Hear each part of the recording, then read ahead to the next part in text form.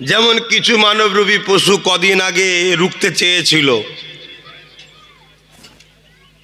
কিন্তু হাজারো মানুষ প্রমাণ করে দিয়েছে তোরা যতই চেষ্টা করিস, আমরা এক সেনাপতি দ্বারা চলি না, আমাদের এখন অনেক সেনাপতি। আমরা মেন কমান্ডার ছাড়াও রাজ ক্ষমতা, ইনসাফ, ইনসানিয়াতের সমস্ত কিছু আমরা দেখিয়ে দিতে পারি। জোরে বলুন সুবহানাল্লাহ। আজকেও ঠিক তেমনই একটা ধর্মীয় প্রোগ্রামে আমরা এসেছি, বিভিন্ন জায়গায় যাচ্ছি, সেখানে গিয়েও ঠিক এই একই সমস্যা। আগামীকালকে যেমন আমার 26শে জানুয়ারি প্রজাতন্ত্র দিবস, আপনারা জানেন এই দিনটা কি হয়েছিল? হ্যাঁ কি না বলেন না? আপনারা জানেন না, এটা স্বাভাবিক, না জানাটাই স্বাভাবিক। কেন? যাদের জানানো দরকার সেগুলোই তো জানে না।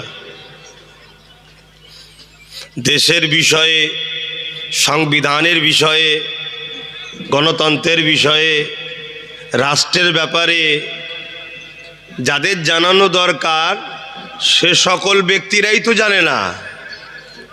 তা আপনাদেরকে জানাবে কারা? আমাদের কাজ এগুলো শুধু নয়, আমাদের কাজ অনেক কিছু কাজ। আর এই বিষয়ে যখন কথা বলতে যায়, আবার অনেকের তো সমস্যা হয় যে দেশের নিয়ে কথা বলবে কেন। 26শে জানুয়ারি 1950, 26শে জানুয়ারি 1950, এই দিনে দেশটা কিভাবে চলবে, এর জন্যে ডক্টর বাবা সাহেব আম্বেদকরের নেতৃত্বে একটা সংবিধান বাস্তব রূপ দিয়ে হয়েছিল। এই দিন থেকে দেশকে সংবিধান অনুযায়ী পরিচালনা করার সূচনা শুরু হয়েছিল 26শে জানুয়ারি।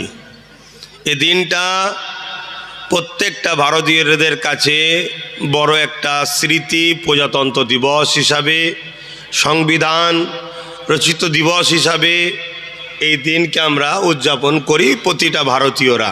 আপনারাও করবেন কালকে। তা আমার আগামী কালকে এই হাওড়া জেলা উলুবেড়িয়ার ওখানে একটা প্রোগ্রাম আছে।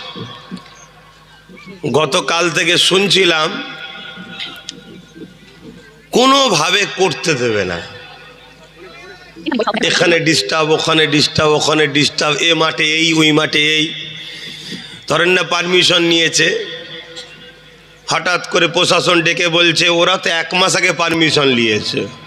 প্রশাসনদের কিছু করার নেই, যদি না পা চাটে না জঙ্গল মহলে পেটিয়ে দেবে। কি করবে? তা যদি 1 মাস আগে ওরা পারমিশন নিয়েছিল, 10 দিন আগে যখন জমা দেওয়া হয়েছিল তখন তো বলে দেওয়া দরকার ছিল নাকি? না, পারমিশন নেয়নি। এদের দিবার সৎ ইচ্ছা প্রশাসনের ছিল, কিন্তু ওপর থেকে মানবরূপী পশু হুমকি দিয়েছে, তুই যদি আমার কথা না শুনিস ডিমোশন করে দেবো, প্রমোশন ছেড়ে দিয়ে। তারপরে আবার ওই বুঝতে পারছেন তো, কে কোথা রেপ করবে একটা পুলিশের নাম উঠে যাবে। যেমন সিভিকের নাম উঠছে, দেখছেন না? আমি তাকে ভালো বলছি না, সেও জড়িয়ে আছে, কিন্তু এইভাবে ফেঁসিয়ে দেওয়া হবে। তো যাই হোক, আমি যেটা বলতে চাইছি, তো এইভাবে বাধা আসবে, কিন্তু তারপরও একটা ব্যক্তি নিজের পার্সোনাল জায়গাতে আগামীকাল প্রোগ্রামটা করবে, মেন রোডের ধারেই ওই প্রোগ্রাম হবে। আজকে এসে শুনলাম এখানেও নাকি সমস্যা, এখানে ধর্মসভা হবে, এখানেও নাকি সমস্যা। কি সমস্যা? না এদিক নয় ওদিক, ওদিক নয় ওদিক, এখানে নয় ওখানে, ওখানে নয় ওখানে। লাস্টে একজন ব্যক্তিগত ব্যক্তি তিনি জায়গা দিয়েছেন, আমি তিনার সুস্থতা কামনা করি, তিনার দুনিয়া আখেরাতের ভালো কামনা করি। তা আমার এটা বলার উদ্দেশ্য এটাই যে মানবরূপী পশুরা সর্বসময় চাইবে মানববন্ধন, মানবতার কথা, ইনসাফের কথা, ইনসানিয়াতের কথা যেন না হয়।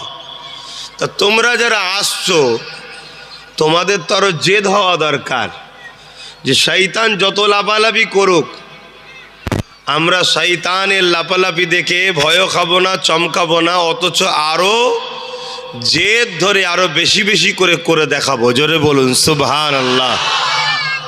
যেমন একটা ওলির জীবনী পড়েছিলাম, শীতকালে ফজর বেলা উজু করতে উঠেছে, ঠান্ডা লাগছে, তো ওলিটাকে মন নফস বলছে তায়াম্মুম করে লে না, পানি খরচ করার কি দরকার। আল্লাহর ওলির যখন মনে এই অশ্বাসা দিয়েছে, আল্লাহর ওলি তখন উজু আর তায়াম্মুম তো দূরের কথা, ডাইরেক্ট গিয়ে ঠান্ডা পানিতে গোসল করেছে। শুনছেন তো নাকি? গোসল করেছে। পরের দিন থেকে যতবার ওঠে কোনোদিন আর নফস বলেনি ঠান্ডা পানি। কেন? নফস জানে যে ঠান্ডা পানি বলি ও গোসল করবে। তো শয়তান যত তোমাকে ডিস্টার্ব করবে আরো বেশি করে করতে হবে, যাতে শয়তানও ভাবে একে ঘেঁটিয়ে লাভ নেই। শেষকালে আমার ঘরে এসে 40-এ না কর দিয়ে যায়। 40-এ বোঝেন তো? হ্যাঁ, 40-এ না করে দিয়ে যায়। কথা বুঝে আসছে তো নাকি? হ্যাঁ, খবরদার এতটুকু মনে রাখবেন, জালিমদের সাথে আল্লাহ নেই, জালিমদের সাথে আল্লাহ নেই, মজলুমদের সাথে আল্লাহ আছে, এটা মাথায় রাখবেন। যাক, আমি আলোচনার দিকে যাচ্ছি। যারা আসছেন একটু চট বিছিয়ে দাও, কেন ঘাস তো অনেক মোটা হয়ে আছে।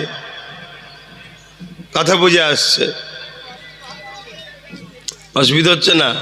তারপর আমার হয়তো অনেক ভাইয়ের অসুবিধা হতে পারে, যারা দুদিকে টানে পড়ে আছে, ভাইকেও ছাড়তে পারে না, শয়তানকেও ছাড়তে পারে না।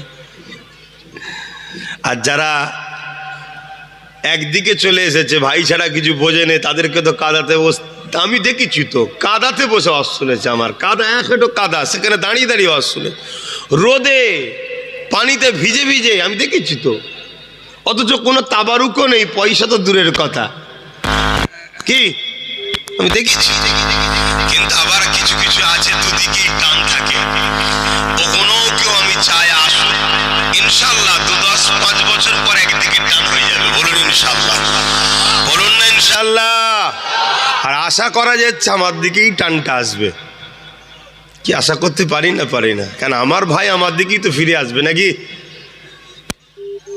দরুদ শরীফ আল্লাহুম্মা সাল্লি আলা,